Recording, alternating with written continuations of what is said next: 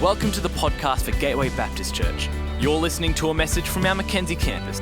Find us at gatewaybaptist.com.au if you'd like to connect with us as we seek to change lives by following Jesus in our community, our nation, and our world.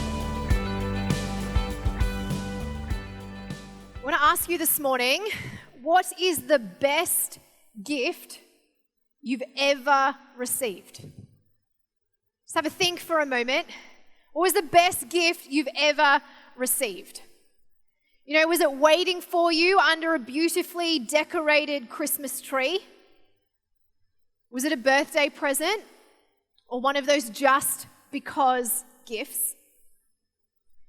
Was it beautifully decorated like some of our gifts here, or was it one of those last minute, I can't find any wrapping paper or sticky tape kind of gifts? Was it a large gift, or was it a tiny gift in a little blue box? What was the best gift you've ever received? I love giving gifts and I love receiving gifts. The sight of this many presents makes me excited.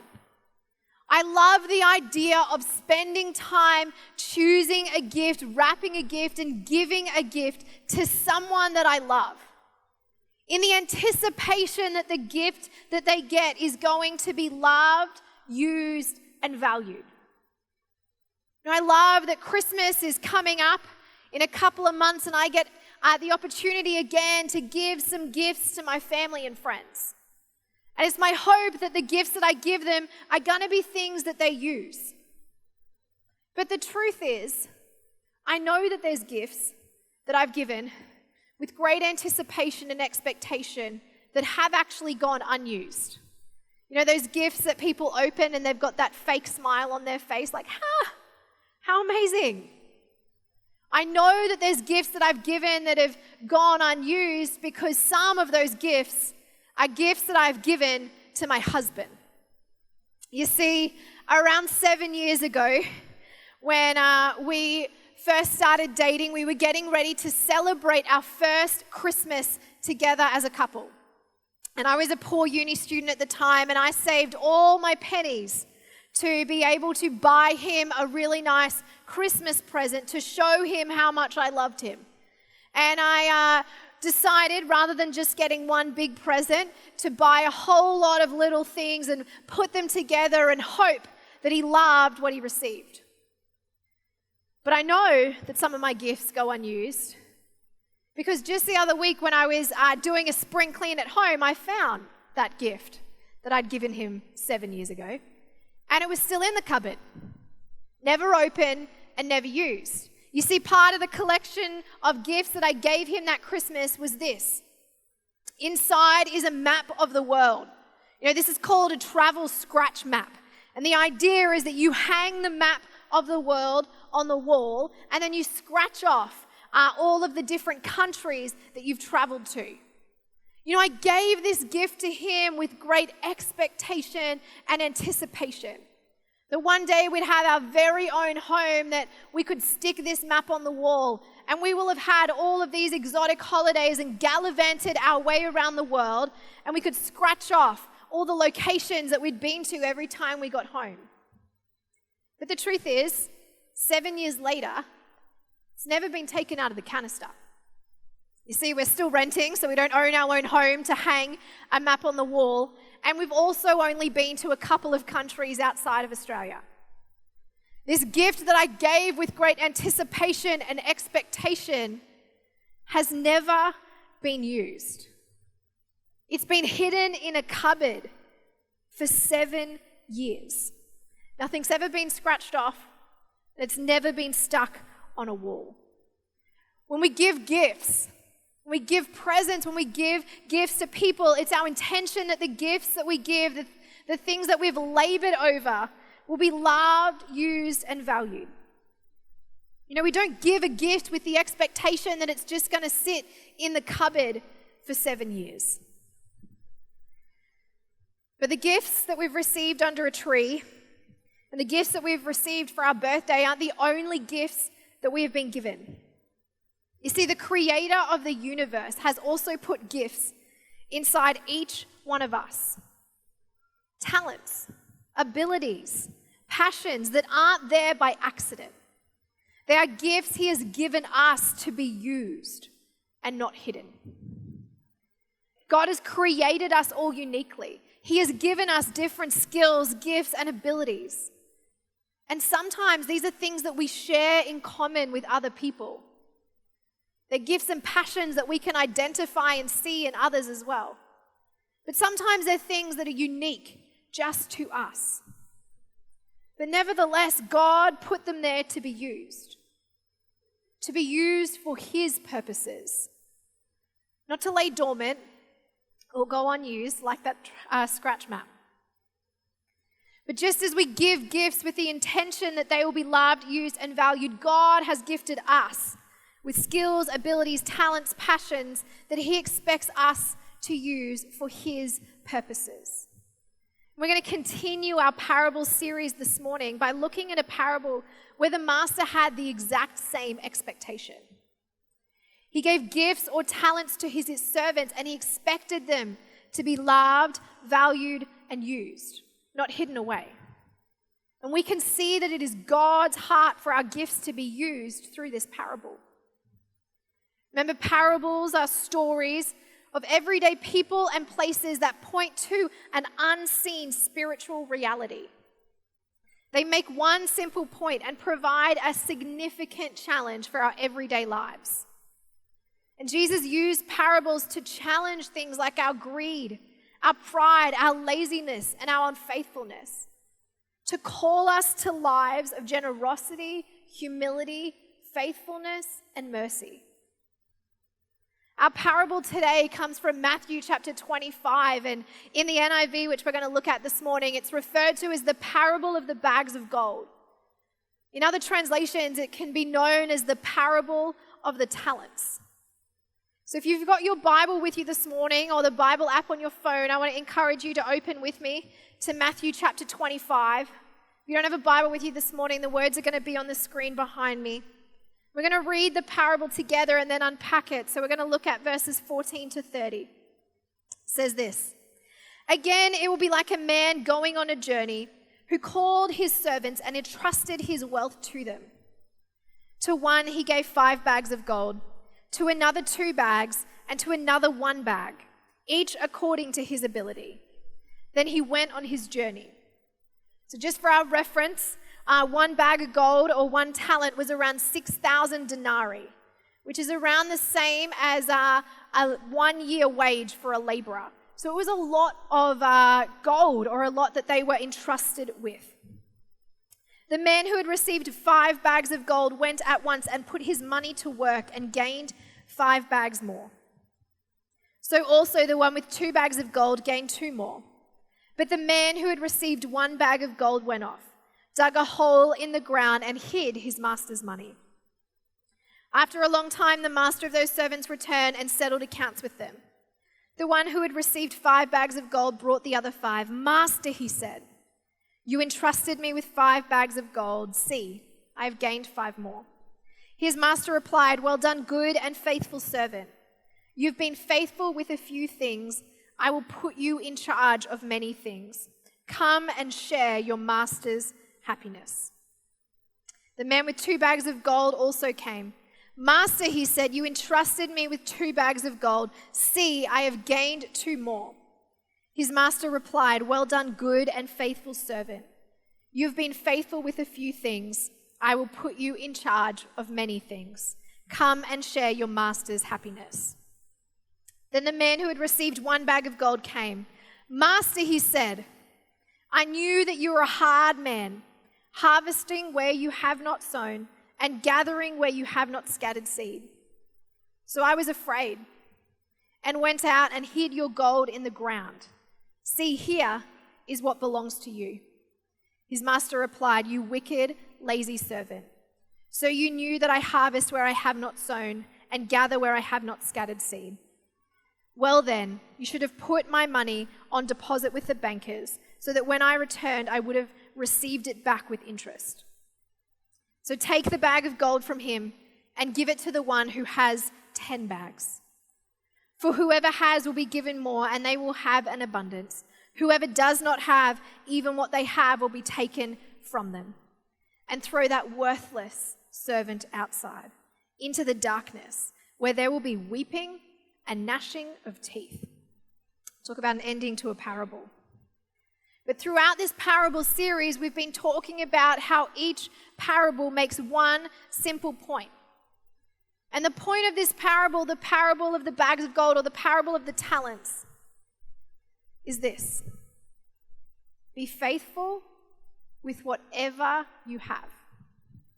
6 words, one statement, but what a challenge for each of us. Be faithful with whatever you have.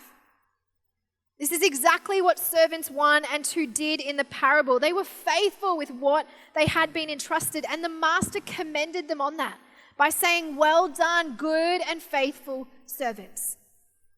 But it was servant 3 that was not faithful and was admonished for it.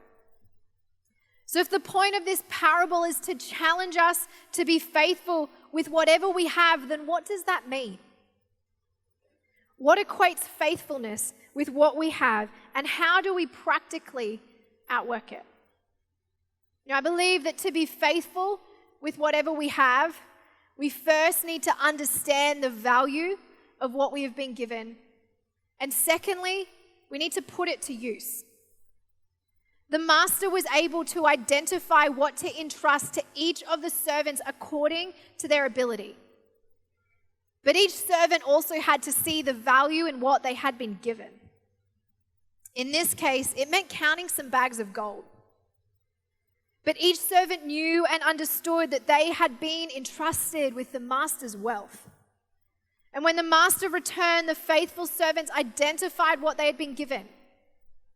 Servant 1 said, "Master, you entrusted me with 5 bags of gold." He knew the value of what he had been given. I want to ask you today, what gifts, what talents, what abilities has God given you? Do you see the value in them?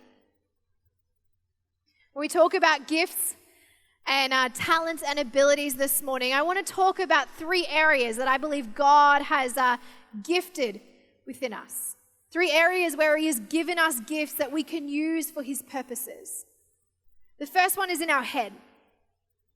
I believe that there's knowledge that we have, experiences that we have learnt from, life experiences that we've learnt from, and study that we have labored over, that we can use to be a blessing to others. There's also things in our hands, skills that we have, abilities that we have been given, and resources that we have at our fingertips that can be a blessing to others. There's gifts we have in our head, there's gifts we have in our hands, and thirdly, I believe that there are gifts that God has put within our hearts. Dreams, passions, to see this world changed in His name. He's put them within our heart not to lay dormant, but to be used, to be grown. Understanding what God has put in our head, hands, and heart, and knowing the value of those things in His kingdom is one really important part of faithfulness. We can't underestimate the value of what God has put within us. It isn't there by accident. But He wants to use our gifts, our talents, our abilities, our passions, and dreams for His purposes. When we look at this parable, servants 1 and 2 were not working for their own personal increase, but for their master.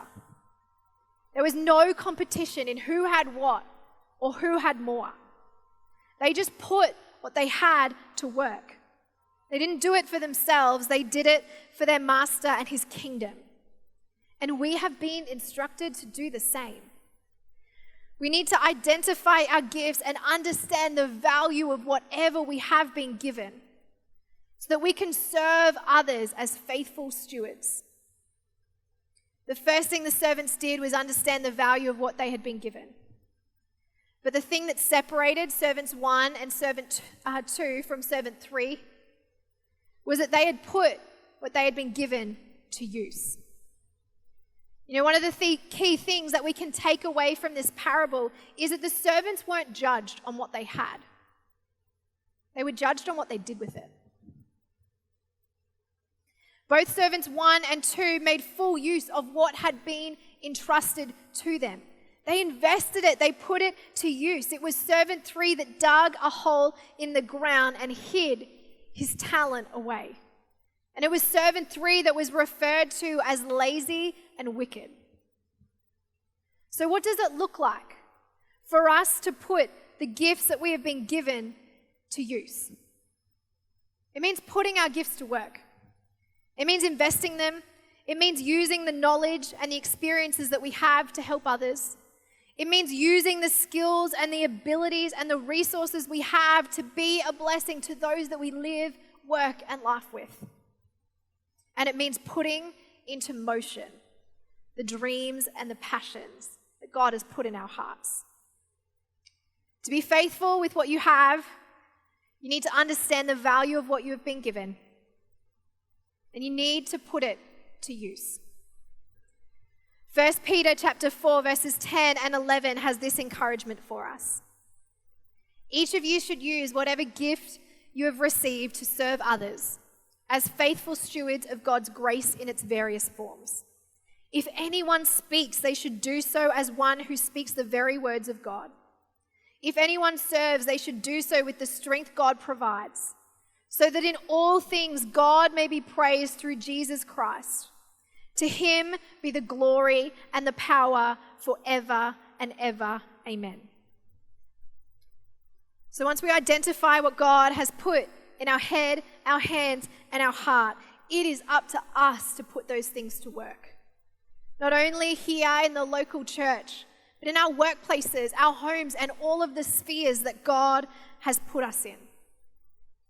One of my friends has the incredible gift of hospitality. She is a brilliant cook, but she's an even better host. She hosts people so well. She can create a space for people to gather and connect, and it all happens over delicious food. For her, using her gift isn't always convenient. There's always a cost to it. You see, she's often left with the dishes at the end of a dinner party, and it costs her time and money to prepare that food and to host people for dinner. But can I tell you, it is so worth it. She uses her time with people to encourage them in their life, to encourage them in their faith, to encourage them on the journeys that God has them on. She gathers people around her table. She does life with them. She's using the skill that God has given her to cook and the abilities that she has to connect people that don't know each other, to build community. She is using the gifts that God has given her to be a blessing to others. It would be really easy for her to store up that gift for herself, to just make herself delicious dinners every night. But instead, she's putting that gift to work. You know, it might sound simple, but it's honestly profound. The impact that she has in the lives of others as she brings them around a dinner table, feeds them great food, and connects them together. It's just one example of what it means to put your gifts to use. We are to use the gifts that God has given us, not dishonor them and not waste them. They aren't for our own personal gain, but for the advancement of the kingdom. When we put our gifts to use, there is work involved. We have to develop and grow our gifts to their full potential. When servant 1 put his 5 bags of gold to use, he gained 5 more. His gifts grew and developed as he put them to work. And it's the same for us. As we use our gifts, as we develop them, as we put them to work, they grow and our capacity expands. What does that look like for you? What does it look like for you to put your gifts to use? All 3 servants understood the value in what they had been given. And it was servants 1 and 2 that put what they had been given to use. So what can we learn from servant 3? In verse 24 of our parable, it says, "Then the man who had received 1 bag of gold came. 'Master,' he said, 'I knew that you are a hard man, harvesting where you have not sown and gathering where you have not scattered seed. So I was afraid and went out and hid your gold in the ground. See, here is what belongs to you.' So I was afraid." It was fear. It was fear that stopped servant 3 from being faithful with whatever he had been given. Fear stopped him from doing anything. He literally dug a hole in the ground and hid his talents in it. For servant 3, his fearfulness was greater than his faithfulness. I want to ask you today, what is fear stopping you from doing? What knowledge, experience, skills, abilities, talents, gifts, passions, and dreams lay dormant in your head, your hands, and your heart because of fear? You know, fear has stopped me from many things, and I have this collection of quite random fears that people in my life like to point out often aren't normal.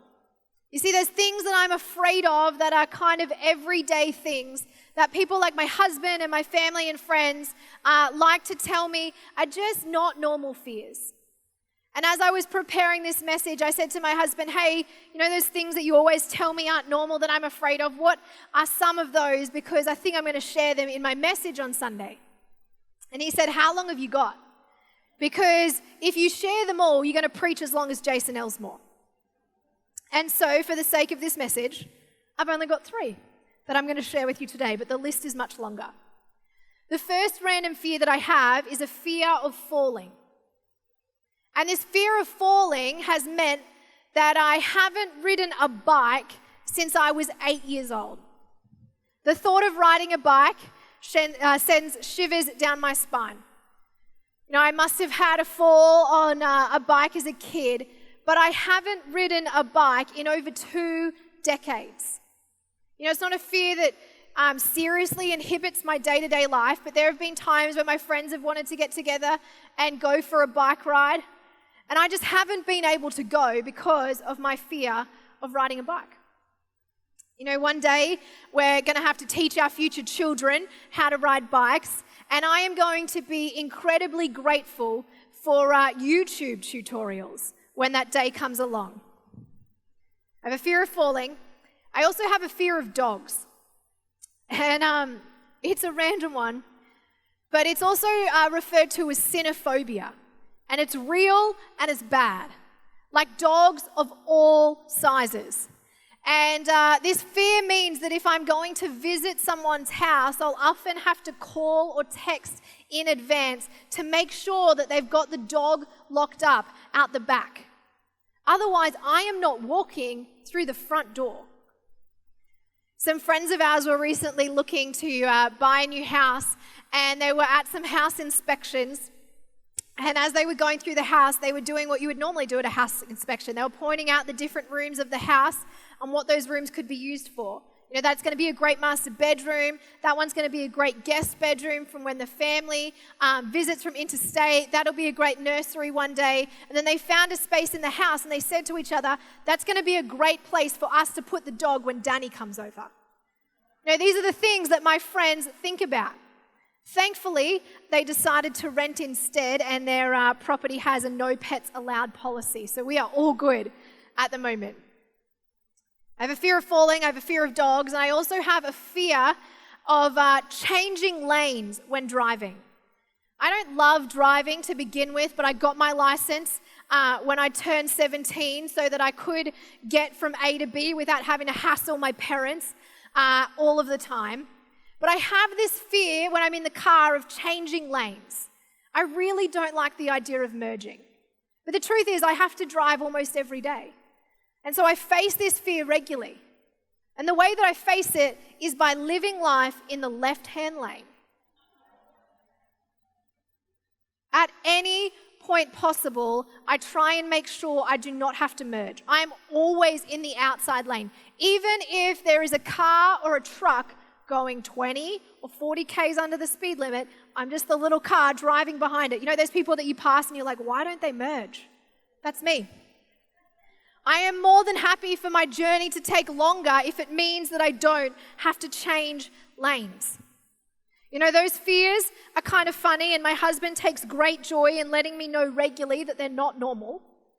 But there are some serious fears that I have. Fears that have robbed me from the joy of using what God has given me to bless others. And the biggest one is the fear of not being good enough. It's the fear of not measuring up, of letting people down, of not being enough that has stopped me from using the gifts that God has given me for His purposes. It has seen me belittle the gifts that God has entrusted to me, to underestimate their value, and to ultimately underestimate His power. You know, that fear might be something that you too can recognize has stopped you from using what God has given you to be a blessing to others, but there may have been other fears you've experienced too. You know, for some of you, it might be the fear of failure. The fear that others are just going to see the things that you got wrong and not the things that you got right. And that fear of failing has stopped you from stepping into all that God has for you. For others, it might be the fear of being unaccepted or rejected if you step into the dreams or the passions that God has put in your heart. And I know that we've got our YC teens here with us this morning. For some of you, the fear that may have stopped you from stepping into all that God has for you might be the fear that you're too young. I want to tell you this morning, it's not true. You are not too young to start using the gifts that God has given you. And for others of you, I'm not going to put an age bracket on this. For others of you, it may be the fear that you're too old, that time has passed you by, that it's too late to launch that business, to go back and study, to serve in that ministry, to step into all that God has for you. I want to remind you this morning that you are not too old, that while there is breath in your lungs, God is still at work in your life, and He still wants to use what He has given you to advance His kingdom. It was fear that got in the way of servant three's faithfulness. Fear meant that he hid his gold in the ground rather than put it to use. I want to tell you this morning, don't let fear get in the way of your faithfulness. We see these truths in the parable of the talents, but we also see them embodied in Jesus. Jesus did not let fear get in the way of His faithfulness. When we look at the very next chapter of Matthew 26, we see Jesus in the Garden of Gethsemane. He was asking God to take this cup from Him, to take the responsibility and the weight of what He was about to step into from Him. He was asking if there was any other way. Now, we don't know if He was afraid, but wouldn't you be fearful of death even if you knew it was something you needed to do? Jesus was coming to give His life as a gift to us. There was joy in that for Jesus, and He understood the value because of God's desire to be in relationship with us. But don't you reckon physically He would have been a bit afraid of what was to come? Jesus didn't let fear stop Him. Jesus used the gifts that God had given Him to be a blessing to others. He healed the sick. He helped the broken. He gave sight to the blind. He shared meals with the outcast, and He loved the sinners. Jesus is the ultimate example of using what is in our head, our hands, and our heart for kingdom purposes. And He also made the ultimate sacrifice. Jesus gave His life for you and for me. He took our sin and our shame to the cross. He died so that we could have the opportunity to have eternal life in heaven with God forever. Talk about a kingdom investment. The exciting thing about the gospel story is that 3 days later, He rose again. He walked with his disciples, and before he ascended into heaven, he left them with some instructions. We can read about Jesus' death and resurrection in Matthew chapters 26 and 27. And if you've never read that story before, I want to encourage you to either grab a Bible from our Welcome Lounge on your way home or get the Bible app on your phone and read Matthew 26 and Matthew 27. It's an incredible story. But following these passages in Matthew 28 is the Great Commission. These were the instructions that Jesus left with his disciples. And they are just as relevant to those guys as they were to those guys back then as they are to us today. And we can find the Great Commission in Matthew 28 verses 16 to 20. It says this. Then the 11 disciples went to Galilee, to the mountain where Jesus had told them to go. When they saw him, they worshipped him, but some doubted. Then Jesus came to them and said, "All authority in heaven and on earth has been given to me. Therefore go and make disciples of all nations, baptizing them in the name of the Father and of the Son and of the Holy Spirit, and teaching them to obey everything I have commanded you. And surely I am with you always to the very end of the age." What a challenge. What an exciting commission. Jesus did not commission us to go and hide what we've been given in the ground. He commissioned us to go. He commissioned us to go and make disciples. He has put us to work. We have an important task on our hands, and it is going to take each and every one of us using what God has put in our head, our hands, and our heart to make it happen. You know, I love seeing this church filled with people who are using the gifts that God has given them to make a difference in our community, our nation, and our world. And I want to share with you this morning about 3 of the people that have been doing that in this place for many years, but that have had a significant impact on my faith journey. The first person I want to tell you about is a lady called Linda. Linda isn't here this morning because she's actually part of our Logan campus. But Linda heads up our CareWorks ministry, a ministry that welcomes refugees and migrants, that builds community with them and helps them with homework and study and skills in using computers. I first met Linda when I was 15 and I was heading off on a Gateway Youth mission trip. Linda and her husband Peter came along as the trip parents. They were the wise and mature ones of the lot. And it was on that trip that I got to see Linda's heart for justice. I saw her heart for seeing all people of all backgrounds welcomed into loving community. You know, Linda's a great example of someone using the gifts that God has put in their head to be a blessing to others. Linda studied as a teacher many years ago and has worked as a teacher in a number of states around our country. But Linda now heads up our CareWorks ministry. She's using her teaching skills and abilities to be a blessing to refugees and migrants in our Logan community. And not only is she helping them, but she's also raising up a group of teachers that are working with her at CareWorks to be a blessing in that community. Linda is a great example of someone using the gifts that God has put in their head to be a blessing to others. Another person I want to tell you about is Nathan, and I know he's in here somewhere. Nathan is one of my best mates, and Nathan was actually on guitar this morning. You'll see him up here a little bit later on. Nathan is an incredibly gifted musician. He has been playing guitar on the worship team here at Mackenzie for 13 years, since he was a high schooler. Before that, he served on our production team doing the overhead projector slides that we used to use back in the day. When his dad was leading worship, he was the guy down the front kind of making sure all the slides went on at the right time. Nathan is an incredibly gifted guitarist. God has given him that skill, and Nathan has developed that skill over time as well. He's grown the skill that God has given him.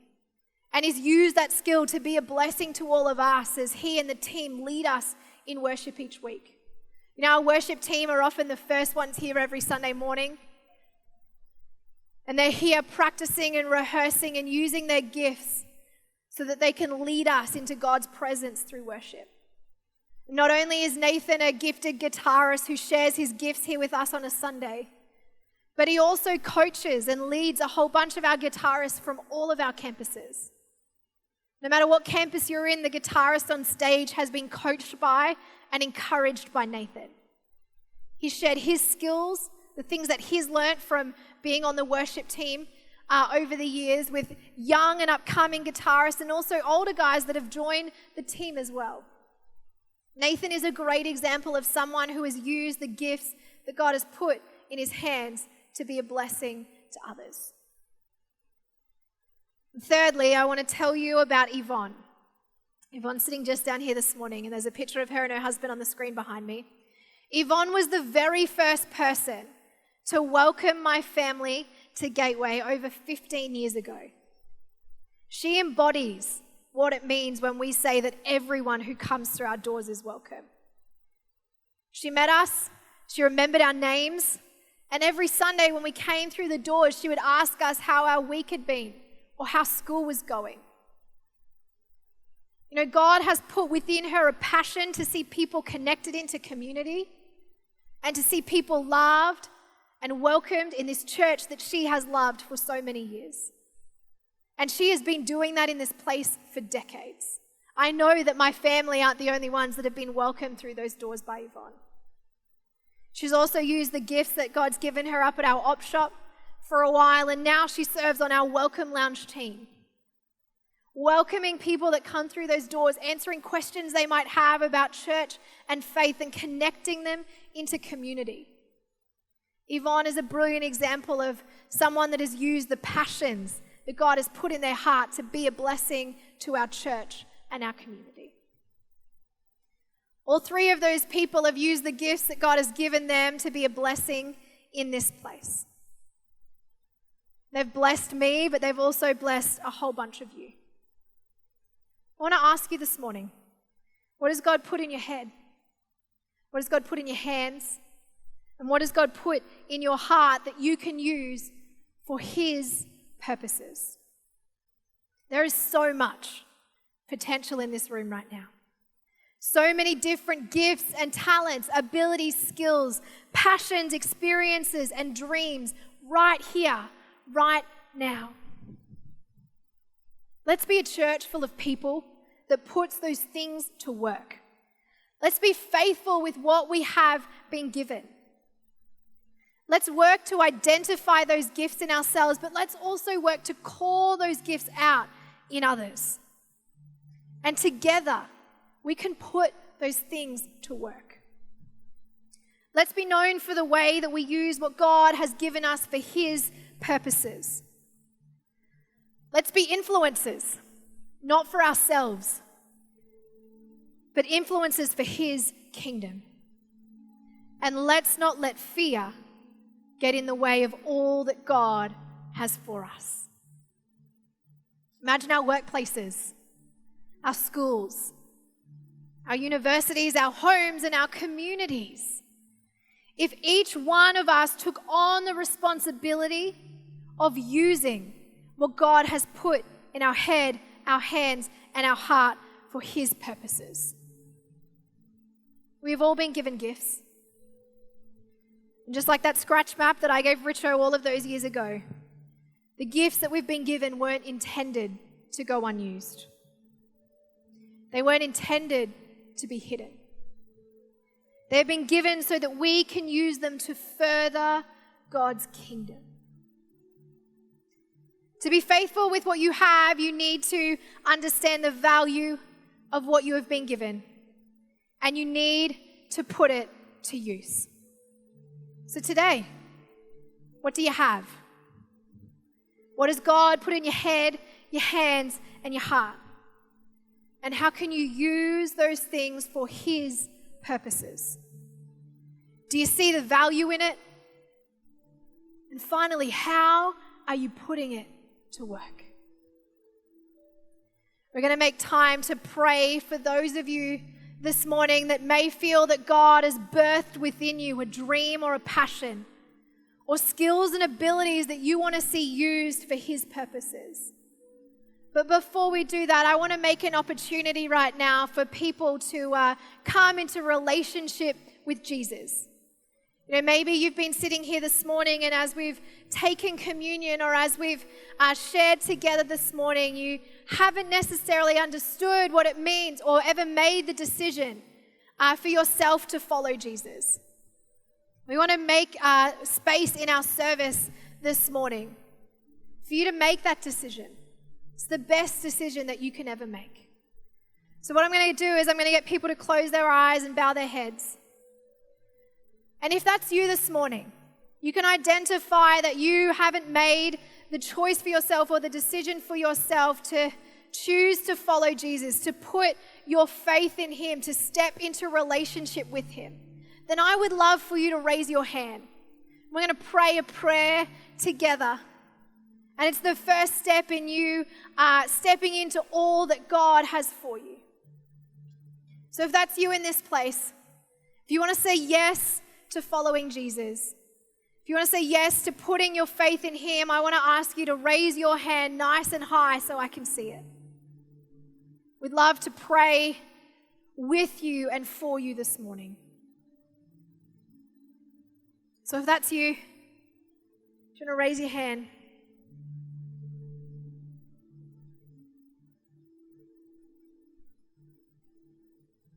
No worries, why don't you open your eyes? We, as a church, make an opportunity in every single service for people to put their faith in Jesus. But that doesn't only have to happen in a church service. It's a journey that goes for a lifetime, but it's a decision that you can make at any point and any time. And so if that's you, if you're exploring what it looks like to follow Jesus or you want to find out more, I want to encourage you to head to our welcome lounge after the service, because we've got some resources that we would love to put in your hands to help you as you come to understand what living a life for Jesus might mean for you. But we're all going to worship together to finish our service. So why don't you stand to your feet where you are? We're going to sing a song that talks about being used by God to go out into all of the places that He might have called us to be a blessing in this world. But I want to make an opportunity for those of you that might feel that God has birthed within you a dream or a passion. Maybe there's gifts or skills that He's put within you that you know He is calling you to put to use. You know, maybe it's a dream or a passion to start a business, to go and study, to step into a ministry, or maybe it's a place He's calling you to go.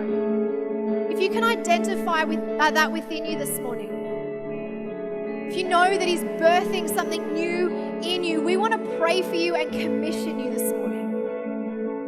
So I want to encourage you as the band sings to make your way down the front, and our prayer team and our pastoral team are going to be down here, and they would love to pray for you and commission you. God's birthing something new in you. A passion, a dream, visions, gifts, skills, and abilities. I want to encourage you to come down the front to get prayer and be prayed for and commissioned in our church community this morning. So if that's you, make your way down the front. The team would love to pray for you. And the rest of us, let's declare God's goodness in this place. Let's be open to what He wants to do in us and through us as we put our gifts to work. We hope you've been blessed by this message. If you've made a decision to follow Christ, we would love to encourage you on your journey. Help us help you by going to gatewaybaptist.com.au and clicking on Get Connected.